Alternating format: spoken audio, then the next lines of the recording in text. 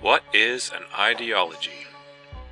I know that men's rights authors Paul Nathanson and Catherine K. Young, who brought us Spreading Misandry, Legalizing Misandry, Sanctifying Misandry, and the soon-to-be-released Transcending Misandry, have drawn a sharp distinction between what they call ideological feminism and other forms of feminism.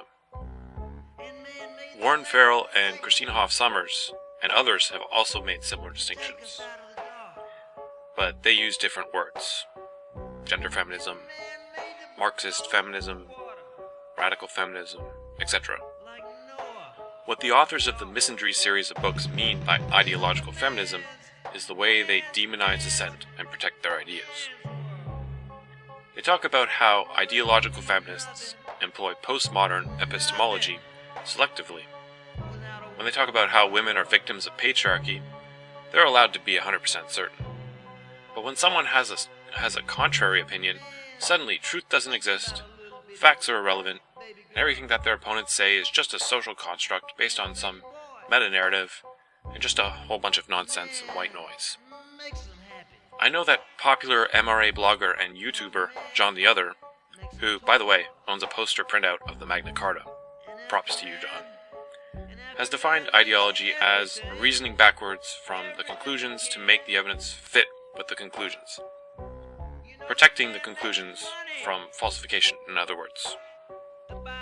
Donald Dutton has talked about how feminist scholars will use research in the same manner that a drunk uses a lamppost, for support rather than for illumination.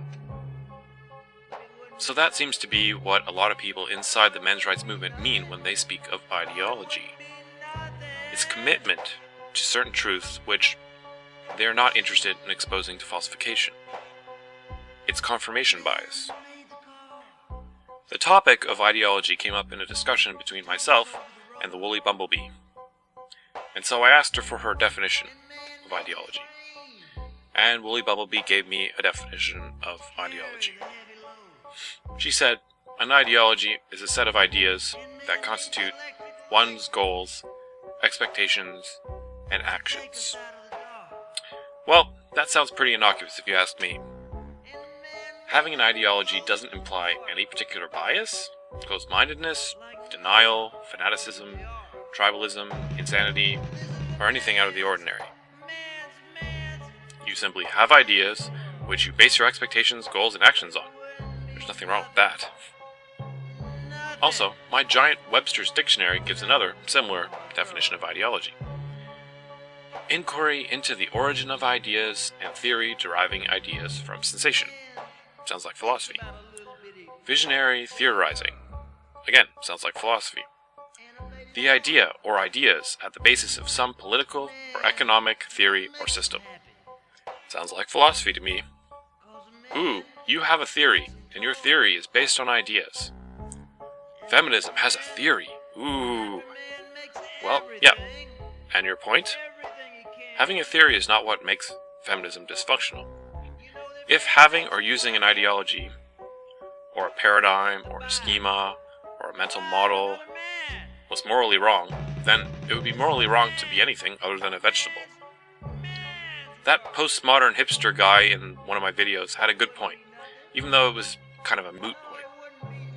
There is nothing weird or wrong about using an ideology. If you think that you don't have an ideology, then you are mistaken. What is harmful for those of us who value truth is not having ideas or ideologies, it's protecting those ideas or ideologies from refutation. Some people are calling libertarianism an ideology, and saying that because it's an ideology, it should have no place in the men's rights movement, and it's akin to a religion. That is false on both counts. Ideology does have a place in the men's rights movement. We need ideas, we need theory, and we need goals. But of course, we don't always need to agree on everything. We also need to be political, and actually, we can't avoid being political. I've said it before, and I'll say it again. If you take the libertarianism out of the men's rights movement, then there would be no men's rights movement. The entire concept of men's rights is based on first-generation human rights, and if you don't know what those are, then look them up. the Canadian Bill of Rights and Freedoms, the American Constitution and constitutional amendments, and the British Magna Carta, for example, are all examples of first-generation rights.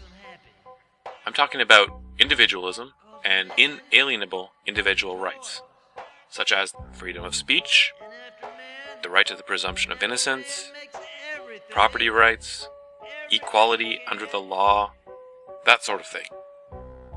These rights encourage freedom and limit what governments can do to restrict freedoms in a sensible way.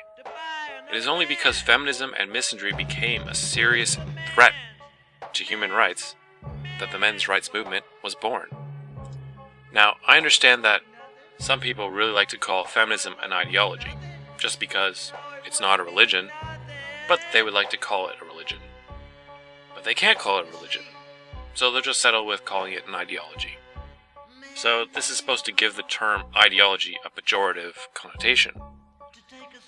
But ideology is not pejorative. Ideology does not mean bullshit. It means ideas. And ideas can be good or bad, right or wrong. And if you're still not convinced, I'll just point out that the very idea that ideology is wrong is itself an ideology. Anyway, I understand the idea of labeling someone as ideological, or as an ideologue, because, in your opinion, they're not open-minded. But what everyone should understand is that nobody thinks that they are an ideologue. Pretty much, nobody thinks that they protect their ideas or avoid inconvenient truths, even though they do it. I hate to say it, but it's probably true. Nobody thinks that they're closed-minded.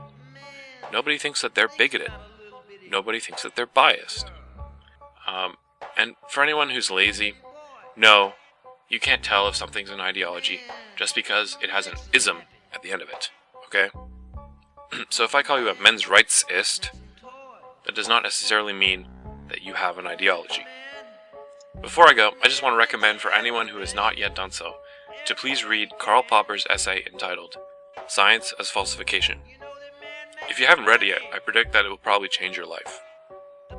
And the reason I say that is because that essay is the antidote to ideological protectionism and backwards appeals to empiricism. That has got to be one of the most important essays ever written. There's a link in the lower bar. I also want to mention one more thing. I've heard MRAs conflate traditionalism and libertarianism. Doesn't that just speak volumes? Seriously, they think much more honestly than they speak. In other words, what they're thinking to themselves is, I'm a left-winger, and those other people are right-wingers. And it doesn't matter if I call them traditionalists or libertarians, because it's the same people. Anyways, that's just some food for thought. Call yourself a left-winger if you want to, and it pleases your ego. I don't really care. At least be honest. I'm sure that some of you would classify me as a left-winger. Again, I really don't care. That's not what matters to me, seriously. Bye-bye for now.